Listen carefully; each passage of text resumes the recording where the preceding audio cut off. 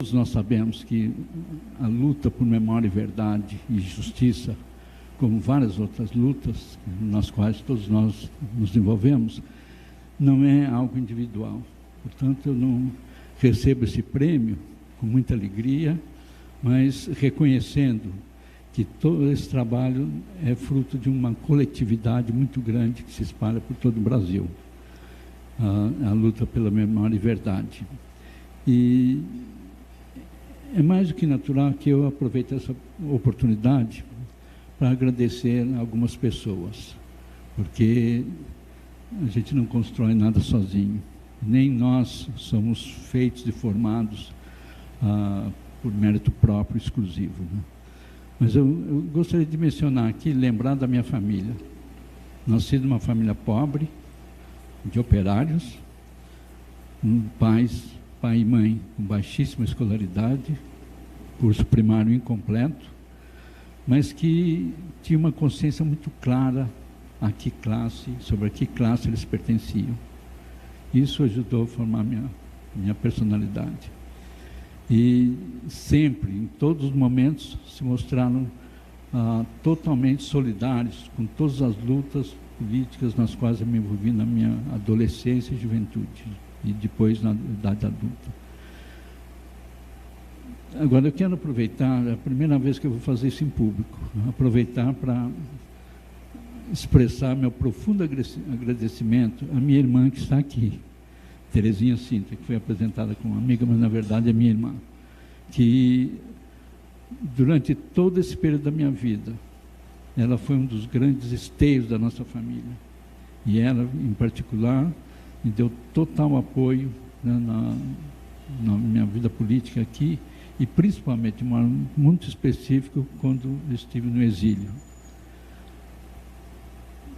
É claro que eu não posso deixar de mencionar meus filhos. Tenho somente um aqui, o Celso. Meu outro filho, Alexandre Padilha, não pôde vir por outros compromissos. Está aí a sua esposa, minha nora, a Tássia, e mais 2 filhos que não estão em São Paulo nesta época. Porque todos eles sofreram, eu diria, viveram consequências e impactos da minha vida política. Eu quero mencionar também 3 organizações que são importantes na minha vida. Primeiro, a organização a Koinonia, Presença Ecumênica e Serviço, a que eu contribuí para fundar, e que me possibilitou, na volta do exílio, ter todas as condições para continuar a minha militância política e o trabalho em defesa dos direitos humanos e em defesa da memória, verdade e justiça. Mas outras 2 organizações, que é o Comitê Paulista por Memória, Verdade e Justiça e o Núcleo de Memória de São Paulo. 2 organizações às quais eu tenho a honra de pertencer. Agora, acima de tudo, eu quero dedicar esse prêmio à memória de todas as companheiras e companheiros que morreram sob tortura, que morreram nos porões da ditadura, em especial na pessoa de Alceri. Ela esteve presa em maio de 70, exatamente no momento que eu também estava no DOI-CODE, preso. Não nos encontramos lá, na prisão, mas eu sempre reverenciei a memória dela. E essas pessoas que foram assassinadas foram presas, foram milhares, assassinadas centenas, e algumas centenas delas constam na lista de mortos e desaparecidos, inclusive Alceri.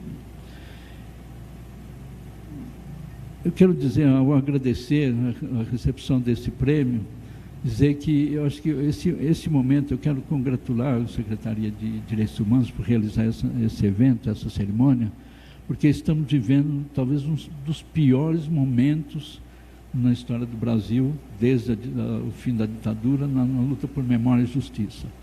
Nós temos hoje autoridades em posições no Parlamento e no Executivo que negam a história, que elogiam torturadores, assassinos, e que demonstram total saudade da época da ditadura, e propõem, inclusive, a volta do AI-5, a volta da ditadura. E essa luta por memória exige de nós contar essa história. Não somente nós, como a doutora falou na fala dela, não somente nós que estivemos presos e que temos no nosso corpo, na nossa mente e na nossa imagem o que foi a ditadura. Mas todos temos que contar aquela história. Começar com a história como ela realmente aconteceu, que em 1964, setores da classe dominante, junto com os militares, principalmente o setor econômico, a classe dominante brasileira, da indústria, do comércio, dos bancos e do agronegócio, não se chamava agronegócio naquela época, mas se uniram e com setores das igrejas protestantes e católicas e deram um golpe de Estado. Derrubaram um governo, um presidente democraticamente eleito. Instauraram uma ditadura e um Estado terrorista, violento e terrorista. Estabeleceram a tortura como método sistemático de interrogatório e como política de Estado, como ficou comprovado definitivamente há 2 ou 3 anos atrás, quando o governo dos Estados Unidos liberou documentos que eram secretos até aquele momento, em que há um memorando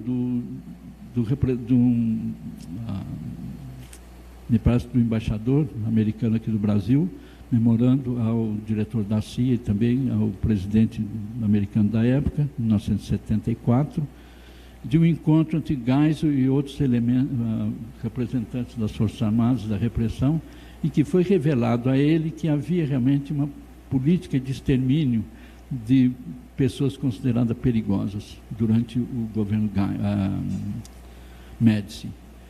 E a pergunta era se essa política devia ou não continuar. Geisel pediu 2 ou 3 dias para pensar e depois deu a resposta, dizendo que sim, era para continuar, os órgãos de repressão deviam realmente assassinar aqueles chamados subversivos perigosos, mas que a ordem final devia ser do general Figueiredo, que era o chefe do SNI. Então, toda prisão de alguém considerado perigoso devia ser imediatamente comunicada ao Figueiredo para que a ordem viesse. Isso mostra, inclusive coincide com os fatos. O período Geisel foi o período em que mais pessoas foram assassinadas pelos órgãos de repressão no Brasil. Agora, é importante a gente lembrar também, né, que a ditadura militar, ela não foi um fato totalmente isolado na história do Brasil. Porque vivemos num país em que cuja classe dominante jamais conseguiu ou aprendeu a conviver com a democracia. Uma classe dominante que foi formada numa economia escravagista que durou quase 400 anos, cujos resquícios permanecem até hoje, assim como aquelas estruturas de repressão e outras que foram criadas, estabelecidas pela ditadura, permanecem até hoje, porque nós nunca conseguimos implementar um programa completo de justiça de transição. Está aqui um companheiro da CUFA que sabe perfeitamente, pela experiência, que as periferias do Brasil, os grandes centros urbanos, continuam a viver sob um Estado terrorista, um Estado policial. E o racismo permanece também, com a política de extermínio da população jovem, negra e pobre das periferias do Brasil. Portanto, eu louvo essa decisão dessa cerimônia e que a continuidade desse prêmio, para que realmente esse período todo da história do Brasil jamais seja esquecido, para que ele nunca mais aconteça, como disse o Dom Paulo Evaristo Arnes. Muito obrigado.